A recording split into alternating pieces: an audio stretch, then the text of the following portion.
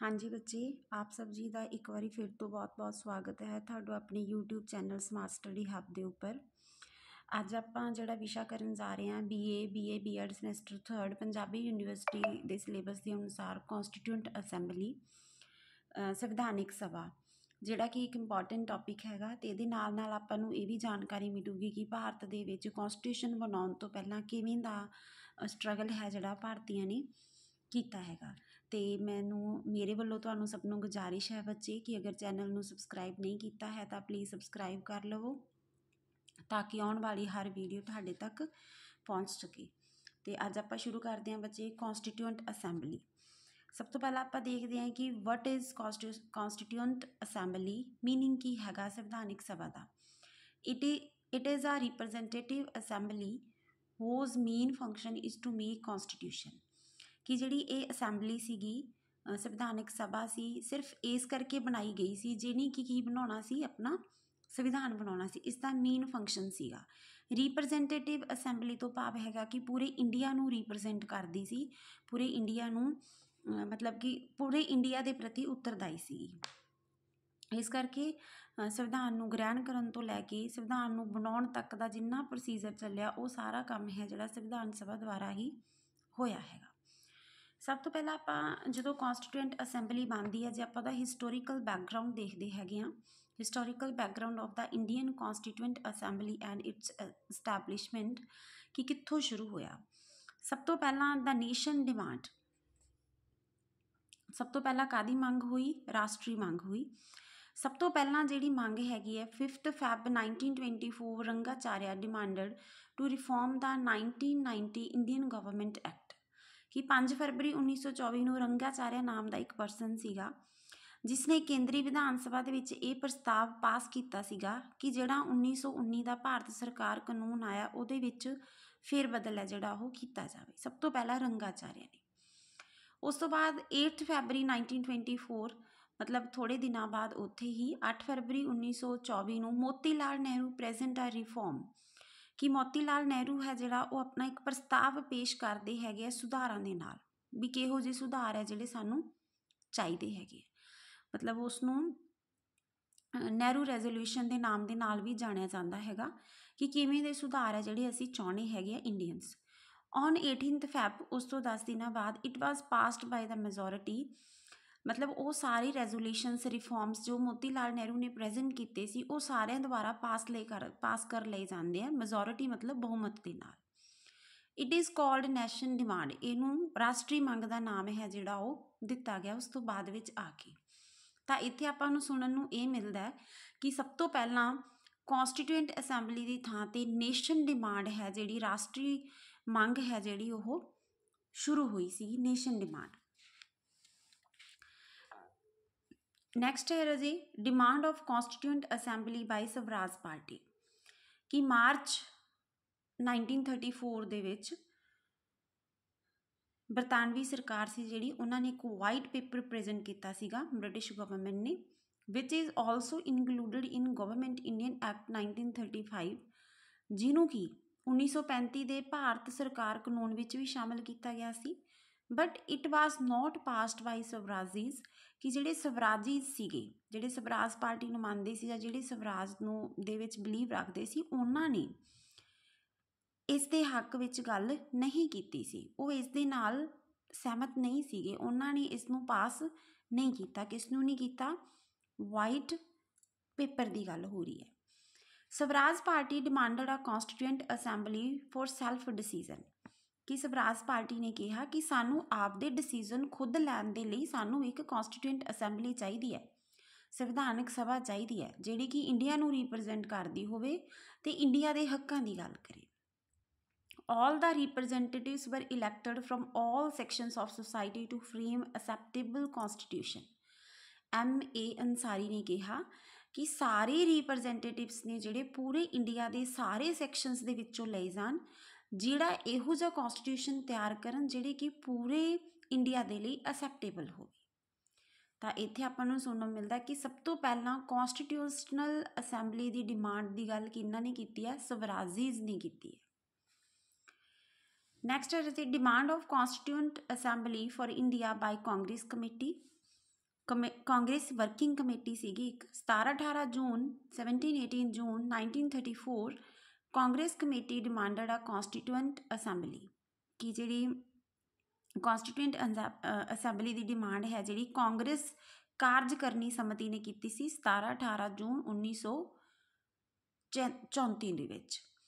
ਇਹਦੇ ਵਿੱਚ ਕੀ ਹੋਇਆ ਸੀਗਾ ਕਿ ਇਹਨਾਂ ਨੇ ਕਿਹਾ ਸੀਗਾ ਕਿ ਸਾਨੂੰ ਇਹੋ ਜਿਹਾ ਸੰਵਿਧਾਨ ਹੋਵੇ ਜੋ ਬਾਲਗ ਮਤ ਦੇ ਅਧਿਕਾਰ 'ਤੇ ਜਿੱਥੋਂ ਤੱਕ ਸੰਭਵ ਹੋ ਸਕੇ ਚੁਣੀ ਗਈ ਸੰਵਿਧਾਨ ਸਭਾ ਦੁਆਰਾ ਬਣਾਇਆ ਜਾਵੇ, ਜਿੱਥੋਂ ਤੱਕ ਹੋ ਸਕੇ ਜਿੰਨੇ ਵੀ ਮਤਲਬ ਕਿ ਘੱਟ ਗਿਣਤੀ ਲੋਕ ਨੇ, ਮਾਈਨੋਰਿਟੀਜ਼ ਨੇ, ਉਹਨਾਂ ਦੇ ਵਿੱਚੋਂ ਵੀ ਚੁਣੇ ਜਾਣ ਲੋਕ ਤਾਂ ਕਿ ਉਹਨਾਂ ਦੇ ਲਈ ਵੀ ਵਿਵਸਥਾ ਸੰਵਿਧਾਨ ਦੇ ਵਿੱਚ ਕੀਤੀ ਜਾ ਸਕੇ। We have to stress our positive demand for a constituent assembly elected under adult suffrage। Adult suffrage ਤੋਂ ਮਤਲਬ ਹੈ ਬਾਲਗ ਮਤ ਅਧਿਕਾਰ ਦੇ ਆਧਾਰ ਦੇ ਉੱਪਰ ਕੌਂਸਟੀਟਿਊਐਂਟ ਅਸੈਂਬਲੀ ਦੇ ਵਿੱਚ ਮੈਂਬਰ ਲਏ ਜਾਣ। This is the way cornerstone of Congress policy today and our election campaign must be based on it। ਕਿ ਇਹੀ ਜਿਹੜੀ ਕਾਂਗਰਸ ਕਮੇਟੀ ਹੈਗੀ ਹੈ ਇਹੀ ਮਤਲਬ ਉਹਨਾਂ ਦਾ ਇੱਕ ਕਾਰਨਰ ਸਟੋਨ ਹੈਗਾ ਕਿ ਇਹਦੇ 'ਤੇ ਆਧਾਰ 'ਤੇ ਸਾਡਾ ਇਲੈਕਸ਼ਨ ਕੰਪੇਨ ਹੈ ਜਿਹੜਾ ਉਹ ਚੱਲੇ ਅਤੇ ਹਰ ਸੈਕਸ਼ਨ ਦੇ ਸੁਸਾਇਟੀ ਦੇ ਵਿੱਚੋਂ ਇਲੈਕਸ਼ਨਸ ਹੈ ਜਿਹੜੇ ਉਹ ਲਏ ਜਾਣ। Offer of constituent assembly by the British government ਕਿਉਂ ਆਫਰ ਕਰਦੀ ਹੈ ਕੌਂਸਟੀਟਿਊਐਂਟ ਅਸੈਂਬਲੀ ਵੀ ਹਾਂ ਅਸੀਂ ਬਣਾ ਦਾਂਗੇ ਜਾਂ ਇੰਡੀਆ ਨੂੰ ਆਜ਼ਾਦੀ ਦੀ ਗੱਲ ਕਿਉਂ ਕਰਦੀ ਹੈ? ਤਾਂ ਜਦੋਂ ਦੀ ਆਪਾਂ ਗੱਲ ਕਰ ਰਹੇ ਹੈਗੇ ਹਾਂ 1934 ਹੈ ਨਾ 1945 ਦੇ ਵਿੱਚ ਤੁਹਾਨੂੰ ਪਤਾ ਹੈ ਕਿ ਸਾਰਿਆਂ ਨੂੰ ਸੈਕਿੰਡ ਵਰਲਡ ਵਾਰ ਹੈ ਜਿਹੜਾ ਸ਼ੁਰੂ ਹੋ ਜਾਂਦਾ। ਸੈਕਿੰਡ ਵਰਲਡ ਵਾਰ ਇਹੋ ਜਿਹੀਆਂ ਕੰਡੀਸ਼ਨਸ ਪੈਦਾ ਕਰ ਦਿੰਦਾ ਹੈਗਾ ਕਿ ਜਿਹਦੇ ਨਾਲ ਮਤਲਬ ਬ੍ਰਿਟਿਸ਼ਿਜ਼ ਹੈ ਜਿਹੜੇ ਉਹ ਮਜਬੂਰ ਹੋ ਜਾਂਦੇ ਨੇ। ਬ੍ਰਿਟਿਸ਼ ਕਾਮਨਵੈਲਥ ਆਫ ਨੇਸ਼ਨਸ ਤੋਂ ਮਤਲਬ ਹੈਗਾ ਕਿ ਜਿੰਨੇ ਵੀ ਕਾਮਨਵੈਲਥ ਦੇ ਨੇਸ਼ਨ ਸੀਗੇ, ਕਾਮਨਵੈਲਥ ਦਾ ਮਤਲਬ ਹੁੰਦਾ ਰਾਜੇ ਕਿ ਉਹ ਸਾਰੇ ਰਾਜ ਜਿਹੜੇ ਕਦੇ ਨਾ ਕਦੇ ਬ੍ਰਿਟਿਸ਼ ਗਵਰਨਮੈਂਟ ਦੇ ਮਤਲਬ ਕਿ ਅਧਿਕਾਰ ਹੇਠ ਰਹੇ ਨੇ ਜਾਂ ਕਦੇ ਨਾ ਕਦੇ ਬ੍ਰਿਟਿਸ਼ ਵੈਲਥ ਦਾ ਉਹ ਹਿੱਸਾ ਨੇ ਜਿਹੜਾ ਉਹ ਰਹੇ ਹੋਣ, ਉਹਨਾਂ ਦੀ ਗੱਲ ਹੈ ਜਿਹੜੀ ਉਹ ਕਰਦੇ ਨੇ। ਨੈਕਸਟ ਹੈ ਰਾਜੇ ਇਹਦੇ ਵਿੱਚ ਵਾਇਸਰਾਏ ਲਾਰਡ ਲਿਨਲਿਥਗੋ ਅਨਾਊਂਸਮੈਂਟ। ਲਾਰਡ ਲਿਨਲਿਥਗੋ ਹੁੰਦਾ ਜਿਹੜਾ ਉਹ ਮਤਲਬ ਆਪਣੇ ਵੱਲੋਂ ਹੀ ਅਨਾਊਂਸਮੈਂਟ ਕਰ ਦਿੰਦਾ ਹੈਗਾ ਕਿ ਭਾਰਤ ਵੀ ਯੁੱਧ ਲੜ ਰਿਹਾ ਹੈਗਾ, ਇੰਡੀਆ ਵੱਲੋਂ ਵੀ ਯੁੱਧ ਹੈ ਜਿਹੜਾ ਉਹ ਲੜਿਆ ਜਾ ਰਿਹਾ ਹੈ ਬਿਨਾਂ ਇੰਡੀਅਨ ਦੀ ਸਹਿਮਤੀ ਤੋਂ। ਰੈਜ਼ੀਗਨੇਸ਼ਨ ਬਾਈ ਕਾਉਂਸਿਲ ਆਫ ਮਿਨਿਸਟਰਸ, ਇਸ ਤੋਂ ਗੁੱਸੇ ਹੋ ਕੇ ਜਿਹੜੇ ਕਾਉਂਸਿਲ ਆਫ ਮਿਨਿਸਟਰਸ ਹੁੰਦੇ ਨੇ ਉਹ ਰੈਜ਼ੀਗਨੇਸ਼ਨ ਦੇ ਦਿੰਦੇ ਆ। ਹੁਣ ਰਾਜੇ ਕਾਉਂਸਿਲ ਆਫ ਮਿਨਿਸਟਰ ਦੀ ਗੱਲ ਹੋਈ ਹੈ, ਇਹੋ ਜਿਹੇ ਮਤਲਬ ਇੰਡੀਆ ਦੇ ਰਾਜ ਜਿਹੜੇ ਬ੍ਰਿਟਿਸ਼ ਗਵਰਨਮੈਂਟ ਦੇ ਅੰਡਰ ਸੀਗੇ ਉੱਥੇ ਤਾਂ ਲੈਜਿਸਲੇਟਿਵ ਅਸੈਂਬਲੀਜ਼ ਬਣਦੀਆਂ ਸੀ ਬੱਚੇ, ਉੱਥੇ ਕਾਉਂਸਿਲ ਆਫ ਮਿਨਿਸਟਰਸ ਵੀ ਬਣਦੇ ਸੀ, ਕੁਛ ਇੱਕ ਦੋ ਇੰਡੀਅਨ ਵੀ ਉਹਨਾਂ ਦੇ ਵਿੱਚ ਹੁੰਦੇ ਸੀ। ਤਾਂ ਉਹਨਾਂ ਇੰਡੀਅਨਸ ਦੀ ਗੱਲ, ਉਹਨਾਂ ਕਾਉਂਸਿਲ ਆਫ ਮਿਨਿਸਟਰਸ ਦੀ ਗੱਲ ਕੀਤੀ ਜਾ ਰਹੀ ਹੈ। According to 1935 act section 93 announce the failure of constitution. ਜਦੋਂ ਕੌਂਸਟੀਟਿਊਸ਼ਨ ਮਤਲਬ ਕਾਉਂਸਿਲ ਆਫ ਮਿਨਿਸਟਰਸ ਰੈਜ਼ੀਗਨੇਟ ਕਰ ਦਿੰਦੇ ਹੈਗੇ ਹੈ ਤਾਂ ਜਿਹੜਾ 1935 ਭਾਰਤ ਸਰਕਾਰ ਕਾਨੂੰਨ ਆਇਆ ਸੀ, ਇੰਡੀਅਨ ਗਵਰਨਮੈਂਟ ਐਕਟ ਆਇਆ ਸੀ, ਉਹਦੇ ਸੈਕਸ਼ਨ 93 ਦੇ ਅਨੁਸਾਰ ਕਿ ਜਿਹੜਾ ਲਾਰਡ ਲਿਨਲਿਥਗੋ ਹੁੰਦਾ ਉਹ ਕਹਿ ਦਿੰਦਾ ਹੈ ਕਿ ਭਾਰਤ ਦੇ ਵਿੱਚ ਕੌਂਸਟੀਟਿਊਸ਼ਨ ਹੈ ਜਿਹੜਾ ਉਹ ਫੇਲ ਹੋ ਚੁੱਕਿਆ, ਮਤਲਬ ਜਿਹੜਾ ਉਹਨਾਂ ਨੇ ਆਪ ਦੇ ਅਕੋਰਡਿੰਗ ਜਿਵੇਂ ਚਲਾ ਰਹੇ ਸੀ ਉਸ ਵਾਲੇ ਕੌਂਸਟੀਟਿਊਸ਼ਨ ਦੀ ਗੱਲ ਕਰ ਰਹੇ ਹਾਂ। Proposal of constituent assembly in August offer, ਫਿਰ ਅਗਸਤ ਆਫਰ ਆਉਂਦਾ ਹੈਗਾ, ਠੀਕ ਹੈ, ਉਹਦੇ ਵਿੱਚ ਫਿਰ ਮਤਲਬ ਕਿ ਭਾਰਤੀਆਂ ਅੱਗੇ ਮਤਲਬ ਕਿ ਪ੍ਰਪੋਜ਼ਲ ਰੱਖਿਆ ਜਾਂਦਾ ਹੈਗਾ ਕੌਂਸਟੀਟਿਊਐਂਟ ਅਸੈਂਬਲੀ ਬਣਾਉਣ ਦਾ। On 8 August 1945 lord Linlithgow present August offer. 8 ਅਗਸਤ 1940 ਨੂੰ ਜਿਹੜਾ ਲਾਰਡ ਲਿਨਲਿਥਗੋ ਹੁੰਦਾ ਹੈਗਾ ਉਹ ਅਗਸਤ ਆਫਰ ਹੈ ਜਿਹੜਾ ਪੇਸ਼ ਕਰਦਾ ਹੈਗਾ। ਮਤਲਬ ਇਹਦੇ ਵਿੱਚ ਮੈਂ ਦੱਸਣਾ ਚਾਹੁੰਦੀ ਹਾਂ ਕਿ ਬ੍ਰਿਟਿਸ਼ ਗਵਰਨਮੈਂਟ ਨੇ ਜੋ ਕੰਮ ਕੀਤੇ ਜਿਹਦੇ ਨਾਲ ਮਤਲਬ ਕੌਂਸਟੀਟਿਊਐਂਟ ਅਸੈਂਬਲੀ ਬਣਨ ਦੇ ਚਾਂਸਿਸ ਆ ਜਿਹੜੇ ਉਹ ਡਿਵੈਲਪ ਹੋਏ। ਨੈਕਸਟ ਰਾਜੇ Cripps proposal. August offer is not passed by Congress. ਅਗਸਤ ਆਫਰ ਆਇਆ ਸੀ, ਕਾਂਗਰਸ ਨੇ ਵੀ ਪਾਸ ਨਹੀਂ ਕੀਤਾ ਅਤੇ ਮੁਸਲਿਮ ਲੀਗ ਨੇ ਵੀ ਪਾਸ ਨਹੀਂ ਕੀਤਾ। PM Churchill announce about the Cripps mission under the supervision of sir Stafford Cripps. ਕਿ ਉਸ ਸਮੇਂ ਜਿਹੜਾ ਇੰਗਲੈਂਡ ਦਾ ਪ੍ਰਧਾਨ ਮੰਤਰੀ ਸੀਗਾ PM ਚਰਚਿਲ, ਉਸਨੇ ਅਨਾਊਂਸ ਕੀਤਾ ਕਿ ਇੱਕ ਕ੍ਰਿਪਸ ਮਿਸ਼ਨ ਆਏਗਾ ਸਰ ਸਟੈਫੋਰਡ ਕ੍ਰਿਪਸ ਦੀ ਅਗਵਾਈ ਦੇ ਹੇਠ, ਅਤੇ ਉਹਦੇ ਵਿੱਚ ਮਤਲਬ ਭਾਰਤੀਆਂ ਨੂੰ ਕੌਂਸਟੀਟਿਊਐਂਟ ਅਸੈਂਬਲੀ ਨੂੰ ਲੈ ਕੇ ਕੁਛ ਜਿਹੜਾ ਪ੍ਰਪੋਜ਼ਲ ਹੈ ਜਿਹੜਾ ਉਹ ਦਿੱਤਾ। Proposal of constituent assembly in Cripps mission, ਸਭ ਤੋਂ ਪਹਿਲਾਂ ਇਹੀ ਪ੍ਰਪੋਜ਼ਲ ਸੀਗਾ ਕਿ ਕ੍ਰਿਪਸ ਮਿਸ਼ਨ ਹੈ ਜਿਹੜਾ ਉਹ ਇੱਕ ਕੌਂਸਟੀਟਿਊਐਂਟ ਅਸੈਂਬਲੀ ਹੈ ਜਿਹੜੀ ਉਹ ਬਣਾਏਗਾ पर युद्ध की समाप्ति तो मगरों बनाएगा, क्योंकि सैकेंड वर्ल्ड वॉर है जिहड़ा चल रहा सीगा। इहदे विच जिहड़े मैंबर लए जाणगे, member are elected from British states तो मतलब है जिहड़े बरतानवी राज, भारत के वो वाले राज जिन्हां दे उपर ब्रिटिश का रूल सीगा, ते इंडियन प्रोविंसिस कि जिहड़े भारती प्रोविंसिस ने, रियासतां ने, उन्हां दे विचों लए जाणगे। लैजिसलेटिव असैंबली इलैक्शनस कि जिहड़े विधान सभा के मैंबर होणगे उन्हां द्वारा मैंबर है जिहड़े चुने जाणगे, जिहड़े कौन होणगे, कॉन्स्टीट्यूएंट असैंबली का हिस्सा होणगे। बड़े ध्यान नाल समझण वाली गल है बच्चे, क्वेश्चन आया होया है कि कॉन्स्टीट्यूएंट असैंबली के वो वाले मैंबर किवें चुने गए सी जिहड़े बरतानवी भारत विचों लए सीगे। तां किने चुने सी बच्चे, वो लैजिसलेटिव असैंबलीज ने चुने सी। उन्हां राज्यां दे विच विधान सभावां बनदियां सी, उन्हां विधान सभा के मैंबरां ने मैंबर है जिहड़े वो इलैक्ट कीते सी। ते इंडियन स्टेट्स दे विच किवें होई सी, in Indian state they are nominate by their rulers, कि उत्थे जिहड़े हाकम दा राज सीगा उन्हां ने अपने प्रतिनिधि अपने रियासतां दे विचों आप भेजे सी। ठीक है राजे।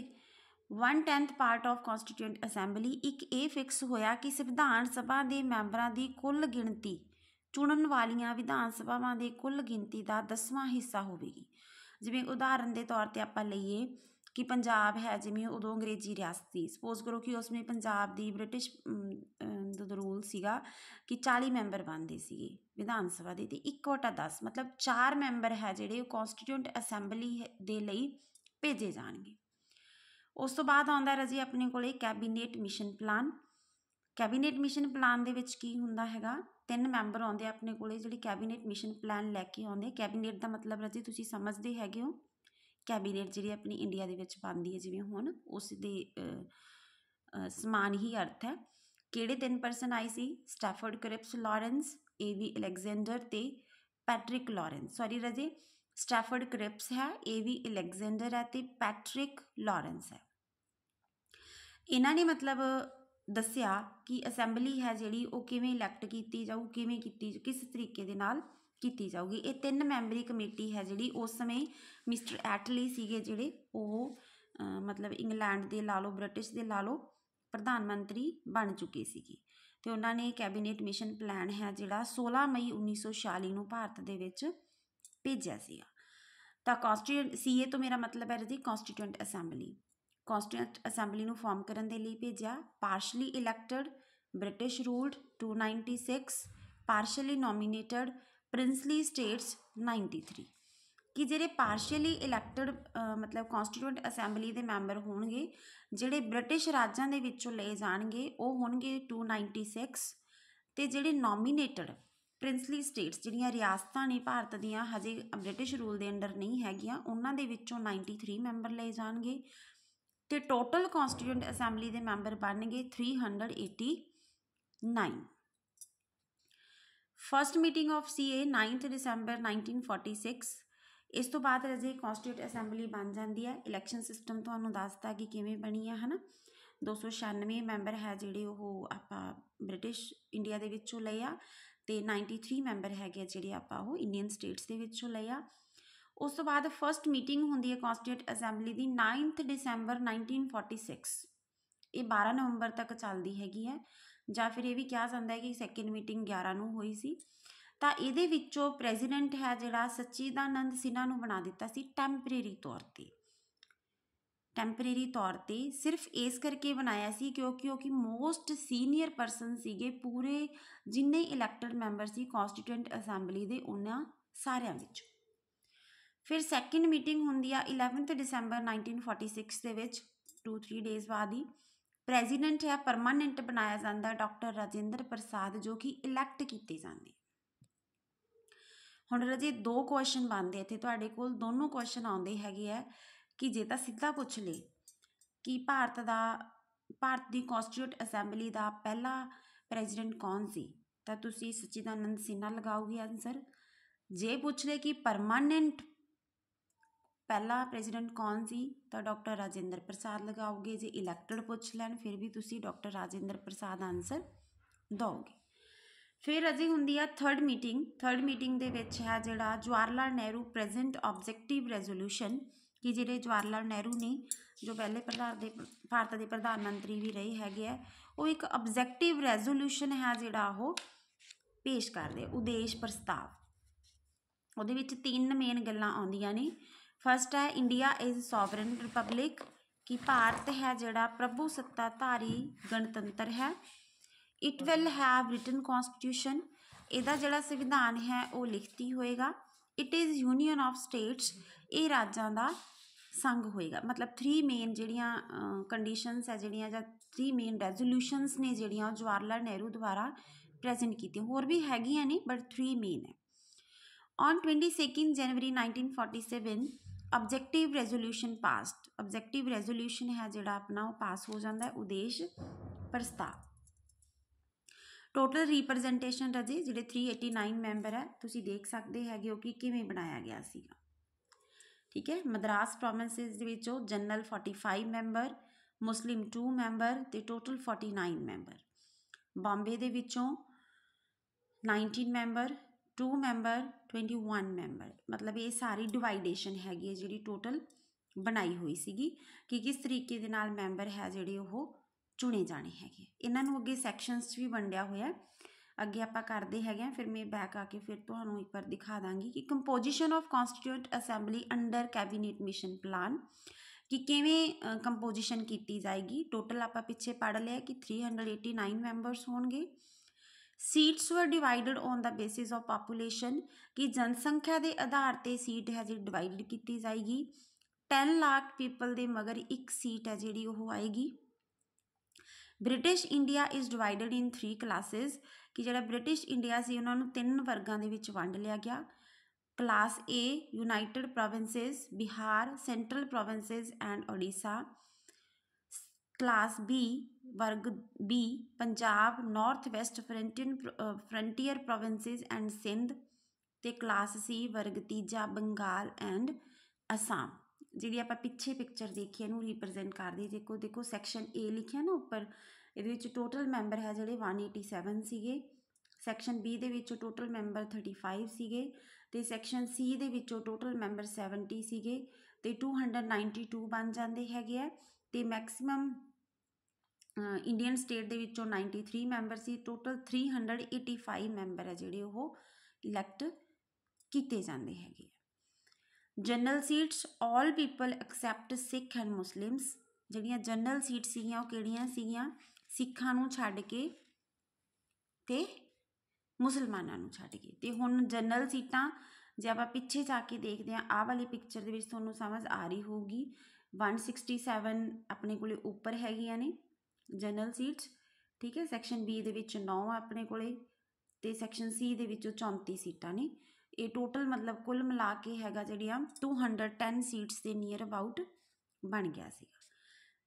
Sikh representative elected by only 6, कि जिहड़े 6 ने रिप्रजेंट चुनने अपने सिर्फ 6 ही चुनणगे। Muslim representatives elected by only Muslims, कि मुस्लिम्स ने जिहड़े उन्होंने अपने रिप्रजेंटेटिव चुनने वो सिर्फ मुस्लिम्स ही चुनणगे। क्लीयर हो गया हो रजे। कुल मुस्लिम जिहड़े प्लेसिस सीगे वो 78 सीगे, ते सिखां दे कुल स्थान ओनली 4 सीगे। मतलब बरतानवी भारत जो कुल स्थान है जिहड़े 292 सीगे। In provincial legislative assemblies proportional representation on the basis of single transferable vote system, कि जिहड़ा प्रेजेंट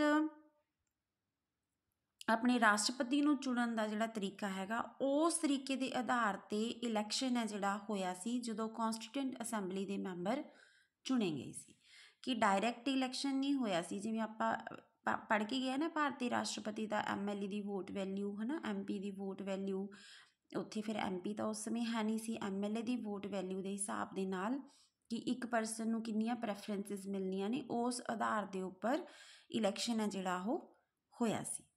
इन इंडियन स्टेट्स जिहड़े भारतीय राज सीगे, one committee will be organised from elected constitutional members that will decide the election process of CA in Indian states. ये fix किया गया, जिवें आपां पिछे तो ये पढ़िया सीगा कि नामजद किया जाएगा मैंबर, पर वो नामजद किवें करेगा रूलर। उहदे लई ਜਿਹੜੇ ਇੱਥੋਂ ਬ੍ਰਿਟਿਸ਼ ਭਾਰਤ ਦੇ ਵਿੱਚੋਂ ਮੈਂਬਰ ਚੁਣੇ ਗਏ ਕੌਂਸਟੀਟਿਊਂਟ ਅਸੈਂਬਲੀ ਦੇ, ਉਹਨਾਂ ਮੈਂਬਰਾਂ ਦੀ ਇੱਕ ਕਮੇਟੀ ਬਣੇਗੀ। ਉਹ ਡਿਸਾਈਡ ਕਰੇਗੀ ਕਿ ਪ੍ਰੋਸੈਸ ਹੈ ਜਿਹੜਾ ਉਹ ਕਿਵੇਂ ਦਾ ਹੋਏਗਾ ਚੁਣਨ ਦਾ। ਤਾਂ ਉਹਨਾਂ ਦੀਆਂ ਮੀਟਿੰਗਸ ਹੋਈਆਂ ਤਾਂ ਉਹੀ ਮੈਥਡ, ਨੋਮੀਨੇਸ਼ਨ ਮੈਥਡ ਵਾਜ਼ ਅਡੋਪਟਡ, ਕਿ ਜਿਹੜਾ ਨਾਮਜ਼ਦਗੀ ਵਾਲਾ ਮੈਥਡ ਸੀਗੀ, ਵਿਧੀ ਸੀ, ਉਸੇ ਨੂੰ ਹੀ ਚੁਣਾ ਗਿਆ ਅਤੇ ਰਿਆਸਤਾਂ ਨੇ ਨਾਮਜ਼ਦਗੀ ਦੇ ਨਾਲ ਹੀ ਮੈਂਬਰ ਹੈ ਜਿਹੜੇ ਉਹ ਭੇਜੇ ਸੀਗੇ। ਨਾਮਜ਼ਦਗੀ ਤੋਂ ਬਾਅਦ ਦੇ ਵਿੱਚ ਕੀ ਹੋਇਆ ਸੀ, ਜਿਵੇਂ ਆਪਾਂ ਸਾਰੇ ਜਾਣਦੇ ਹੈਗੇ ਕਿ ਜਦੋਂ ਭਾਰਤ ਆਜ਼ਾਦ ਹੋ ਜਾਂਦਾ, ਹੈਦਰਾਬਾਦ, ਕਸ਼ਮੀਰ, ਇਹ ਵਾਲੇ ਰਾਜ ਹੈ ਜਿਹੜੇ ਭਾਰਤ ਦੇ ਵਿੱਚ ਬਾਅਦ ਦੇ ਵਿੱਚ ਐਡ ਹੁੰਦੇ ਨੇ 1947 ਦੇ ਵਿੱਚ, ਅਤੇ ਇਹ ਆਪਣੀਆਂ ਮੈਂਬਰਸ਼ਿਪ ਹੈ ਜਿਹੜੀਆਂ ਬਾਅਦ ਦੇ ਵਿੱਚ ਹੀ ਭੇਜਦੇ ਹੈਗੇ। ਆਰਗੇਨਾਈਜੇਸ਼ਨ ਆਫ ਕੌਂਸਟੀਟਿਊਂਟ ਅਸੈਂਬਲੀ, ਸੰਵਿਧਾਨ ਸਭਾ ਦਾ ਗਠਨ। ਇਲੈਕਸ਼ਨ ਆਫ ਕੌਂਸਟੀਟਿਊਂਟ ਅਸੈਂਬਲੀ, ਸਭ ਤੋਂ ਪਹਿਲਾਂ ਵਿਧਾਨ ਸਭਾ ਦੀਆਂ ਚੋਣਾਂ ਹੁੰਦੀਆਂ ਨੇ। ਇਹਨਾਂ ਚੋਣਾਂ ਦੇ ਵਿੱਚੋਂ ਜੁਲਾਈ 1946 ਦੇ ਵਿੱਚ ਚੋਣਾਂ ਡਨ ਹੁੰਦੀਆਂ ਨੇ ਕੌਂਸਟੀਟਿਊਂਟ ਅਸੈਂਬਲੀ ਦੀਆਂ। ਮੁਸਲਿਮਸ ਨੇ ਜਿਹੜੇ ਉਹ 73 ਸੀਟਸ ਲੈਂਦੇ ਨੇ। 78 ਸੀਟਾਂ ਦੇ ਵਿੱਚੋਂ 73 ਸਥਾਨ ਹੈ ਜਿਹੜੇ ਕਿਹਨੂੰ ਮਿਲਦੇ ਆ, ਮੁਸਲਿਮਸ ਨੂੰ। ਵੈਸੇ ਆਪਣੇ ਕੋਲ 78 ਸਥਾਨ ਸੀਗੇ, 78 ਸੀਟਾਂ ਸੀ, ਪਰ ਉਹ 73 ਜਿੱਤ ਲੈਂਦੇ ਆ। Congress got 199 general seats from 210। ਸਿਰਫ ਜਿਹੜੀਆਂ ਜਨਰਲ ਸੀਟਾਂ ਸੀ 210, ਉਹਨਾਂ ਦੇ ਵਿੱਚੋਂ 199 ਸੀਟਾਂ ਨੇ ਜਿਹੜੀਆਂ ਉਹ ਕਾਂਗਰਸ ਵਿਨ ਕਰ ਲੈਂਦੀ ਹੈ। 11 ਸੀਟਸ ਨੇ ਜਿਹੜੇ ਆਜ਼ਾਦ ਮੈਂਬਰ ਉੱਠਦੇ ਹੈਗੇ ਆ, ਨਾ ਉਹ ਕਾਂਗਰਸ ਨਾ ਮੁਸਲਿਮ, ਮਤਲਬ ਉਸ ਟਾਈਪ ਦੇ ਨਹੀਂ ਸੀਗੇ, ਉਹ ਸੀਟਾਂ ਜਿੱਤ ਜਾਂਦੇ ਹੈ। 6 was not take part in that election. 6 ਨੇ ਕੌਂਸਟੀਟਿਊਂਟ ਅਸੈਂਬਲੀ ਦੇ ਇਲੈਕਸ਼ਨਸ ਦੇ ਵਿੱਚ ਹਿੱਸਾ ਨਹੀਂ ਲਿਆ ਸੀ। ਬਟ ਆਫਟਰ ਕਾਂਗਰਸ ਐਗਰੀ ਦਾ 6, ਬਾਅਦ ਦੇ ਵਿੱਚ ਕਾਂਗਰਸ, ਜਵਾਹਰ ਲਾਲ ਨਹਿਰੂ ਹੈ ਜਿਹੜਾ, ਉਹ 6 ਨੂੰ ਮਤਲਬ ਐਗਰੀ ਕਰਦਾ ਕਿ ਤੁਹਾਡੇ ਰਾਈਟ ਹੈ ਜਿਹੜੇ ਉਹ ਸੁਰੱਖਿਅਤ ਰਹਿਣਗੇ, ਸੇਫ ਰਹਿਣਗੇ। ਤਾਂ ਉਸ ਤੋਂ ਬਾਅਦ ਉਹ ਆਪਣੇ 4 ਰਿਪਰੈਜ਼ੈਂਟੇਟਿਵ ਹੈ ਜਿਹੜੇ ਉਹ ਇਲੈਕਟ ਕਰ ਲੈਂਦੇ ਨੇ। ਇਹ ਵੀ ਕੁਐਸਚਨ ਆਇਆ ਹੋਇਆ ਬੱਚੇ ਕਿ ਕਿੰਨਾ ਨੇ ਕੌਂਸਟੀਟਿਊਂਟ ਅਸੈਂਬਲੀ ਦੇ ਪਹਿਲੇ ਇਲੈਕਸ਼ਨਸ ਦੇ ਵਿੱਚ ਹਿੱਸਾ ਨਹੀਂ ਲਿਆ ਸੀ, ਤਾਂ ਉਹ ਕਿੰਨਾ ਨੇ ਨਹੀਂ ਲਿਆ ਸੀ, ਸਿੱਖਾਂ ਨੇ ਨਹੀਂ ਲਿਆ ਸੀ। Status of constituent assembly under the cabinet mission plan. Cabinet mission plan ਦੇ ਵਿੱਚ ਕੀ ਸਟੇਟਸ ਹੈ ਜਿਹੜਾ ਉਹ ਰਹਿੰਦਾ ਹੈਗਾ। It is not a sovereign institution. ਉਸ ਸਮੇਂ ਇਹ ਪ੍ਰਭੂਸੱਤਾਧਾਰੀ ਸੰਸਥਾ ਨਹੀਂ ਸੀ। ਕਿਉਂ ਨਹੀਂ ਸੀ? ਕਿਉਂਕਿ ਹਜੇ ਤੱਕ ਬ੍ਰਿਟਿਸ਼ ਦੀ ਜਿਹੜੀ ਇੰਟਰਫੇਰੈਂਸ ਸੀ ਉਹ ਚੱਲੀ ਆ ਰਹੀ ਸੀ। ਫਰੇਮਿੰਗ ਆਫ ਇੰਡੀਅਨ ਕੌਂਸਟੀਟਿਊਸ਼ਨ, ਕਿ ਇੰਡੀਅਨ ਕੌਂਸਟੀਟਿਊਸ਼ਨ ਨੂੰ ਜਿਹੜਾ ਫਰੇਮ ਕਰਨ ਦਾ ਕੰਮ ਸੀਗਾ ਉਹ ਜਦੋਂ ਚੱਲ ਰਿਹਾ ਸੀ ਤਾਂ ਕੌਣ ਬਾਈਕਾਟ ਕਰ ਦਿੰਦਾ? ਮੁਸਲਿਮ ਲੀਗ ਹੈ ਜਿਹੜੀ ਉਹ ਬਾਈਕਾਟ ਕਰ ਦਿੰਦੀ ਹੈਗੀ ਹੈ। ਮੁਸਲਿਮ ਲੀਗ ਹੈਗੀ ਹੈ ਇਸ ਕਰਕੇ ਬਾਈਕਾਟ ਕਰਦੀ ਹੈ ਕਿਉਂਕਿ ਕਾਂਗਰਸ ਬਹੁਤ ਜ਼ਿਆਦਾ ਸੀਟਾਂ 'ਤੇ ਜਿੱਤੀ ਸੀ। ਜਿਵੇਂ ਆਪਾਂ ਉੱਪਰ ਪੜ੍ਹ ਕੇ ਗਏ ਹਾਂ ਕਿ 210 ਜਨਰਲ ਸੀਟਸ ਦੇ ਵਿੱਚੋਂ 199 ਸੀਟਸ ਹੈ ਜਿਹੜੀਆਂ ਉਹ ਕਾਂਗਰਸ ਲੈ ਗਈ ਸੀਗੀ। ਇਸ ਕਰਕੇ ਇਹ ਗੱਲ ਹੈ ਜਿਹੜੀ ਉਹ ਮੁਸਲਿਮ ਲੀਗਸ ਨੂੰ ਅੱਛੀ ਨਹੀਂ ਲੱਗੀ, ਤਾਂ ਉਹਨਾਂ ਨੇ ਮਤਲਬ ਕਿ ਬਾਈਕਾਟ ਕਰਤਾ। ਬਾਈਕਾਟ ਤੋਂ ਬਾਅਦ ਫਿਰ ਉਸ ਸਮੇਂ ਜਿਹੜਾ ਇੰਗਲੈਂਡ ਦਾ ਪ੍ਰਧਾਨ ਮੰਤਰੀ ਐਟਲੀ ਸੀਗਾ, ਫਿਰ ਉਹ ਮੁਸਲਿਮ ਲੀਗ ਅਤੇ ਸਿੱਖਾਂ ਦੇ ਪ੍ਰਤੀਨਿਧੀਆਂ ਨੂੰ, ਦੋਨਾਂ ਨੂੰ ਬੁਲਾਉਂਦਾ ਹੈਗਾ ਗੱਲਬਾਤ ਕਰਨ ਦੇ ਲਈ, ਅਤੇ ਮਤਲਬ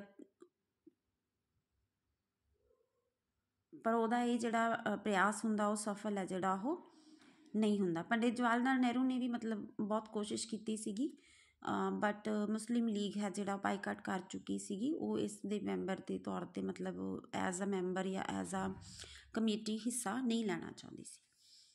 ਉਸ ਤੋਂ ਬਾਅਦ ਕੀ ਹੁੰਦਾ ਹੈਗਾ, appointment of committees of constituent assembly. Constituent assembly ਦੀਆਂ ਜਿਹੜੀਆਂ ਕਮੇਟੀਜ਼ ਹੈ ਜਿਹੜੀਆਂ ਉਹ ਬਣ ਜਾਂਦੀਆਂ ਨੇ। ਇਹ ਰਾਜੇ ਨਾਮ ਯਾਦ ਕਰ ਲੈਣਾ, ਵੈਸੇ ਕ੍ਰੈਮਿੰਗ ਟਾਈਪ ਹੀ ਹੈ। ਤਾਂ union power committee, union constitutional committee, provincial constitutional committee, advisory committee on minorities and on fundamental rights, committee on financial relations between union and states ਇਸ ਦੇ ਅੰਡਰ ਬਣ ਜਾਂਦੀਆਂ ਨੇ। The steering committee, business committee, advisory committee and drafting committee. Entry of Indian states in constituent assembly, ਜਿਨ੍ਹਾਂ ਮਤਲਬ ਕੁਛ ਇਹੋ ਜਿਹੇ ਰਾਜ ਸੀਗੇ ਜਿਨ੍ਹਾਂ ਨੇ ਕੌਂਸਟੀਟਿਊਂਟ ਅਸੈਂਬਲੀ ਦੇ ਵਿੱਚ ਬਾਅਦ ਦੇ ਵਿੱਚ ਹਿੱਸਾ ਲਿਆ ਸੀਗਾ। ਠੀਕ ਹੈ, ਬਾਅਦ ਦੇ ਵਿੱਚ ਹਿੱਸਾ ਲੈਣਾ, ਜਿਵੇਂ ਬੜੌਦਾ, ਬੀਕਾਨੇਰ, ਉਦੈਪੁਰ, ਜੈਪੁਰ, ਕੋਚੀਨ, ਗਵਾਲੀਅਰ, ਜੋਧਪੁਰ, ਪਟਿਆਲਾ, ਇਹਨਾਂ ਸਾਰਿਆਂ ਨੇ ਅਪ੍ਰੈਲ 1947 ਦੇ ਵਿੱਚ ਹਿੱਸਾ ਲਿਆ ਸੀ ਕੌਂਸਟੀਟਿਊਂਟ ਅਸੈਂਬਲੀ ਦੀਆਂ ਮੀਟਿੰਗਸ ਦੇ ਵਿੱਚ। ਜੰਮੂ ਕਸ਼ਮੀਰ ਨੇ ਵੀ 1947 ਹੈਦਰਾਬਾਦ ਏਡਡ ਇਨ ਕੌਂਸਟੀਟਿਊਸ਼ਨ ਅਸੈਂਬਲੀ ਇਨ 1948। ਹੈਦਰਾਬਾਦ ਹੈ ਜਿਹੜੇ 1948 ਦੇ ਵਿੱਚ ਸੰਵਿਧਾਨ ਸਭਾਵਾਂ ਦੀ ਮੀਟਿੰਗ ਦੇ ਵਿੱਚ ਹਿੱਸਾ ਲੈਣਾ शुरू किया सी। मतलब ये इंडियन स्टेट्स ने रजे जिन्हां दे उपर मतलब रूल है जिहड़ा अंग्रेज़ां ने वो नहीं सीगा, अंडर रूल नहीं सी।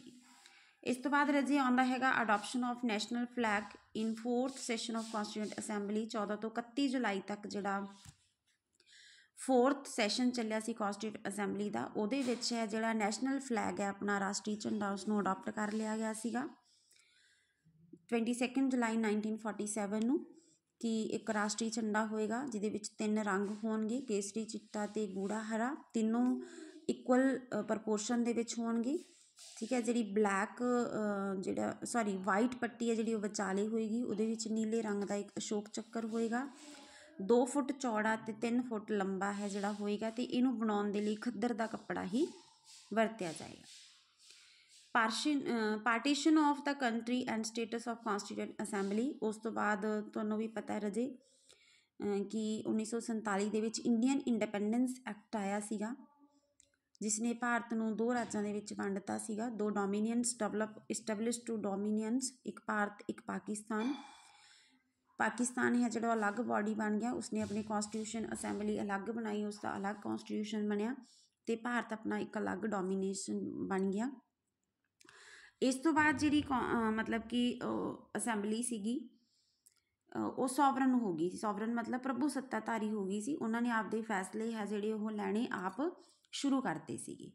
ये रजे पार्ट 1 है। इस तो बाद कि किवें कॉन्स्टिट्यूशन असैंबली ने अगे मतलब कि बनाना शुरू किया कॉन्स्टिट्यूएंट प्रॉपर तरीके दे नाल ये आपां अगले पार्ट दे विच पढ़ांगे रजे तो यह अपना कॉन्स्टिट्यूशन असैंबली दी हिस्टरी है जिहड़ी वो मतलब पूरी हो गई है।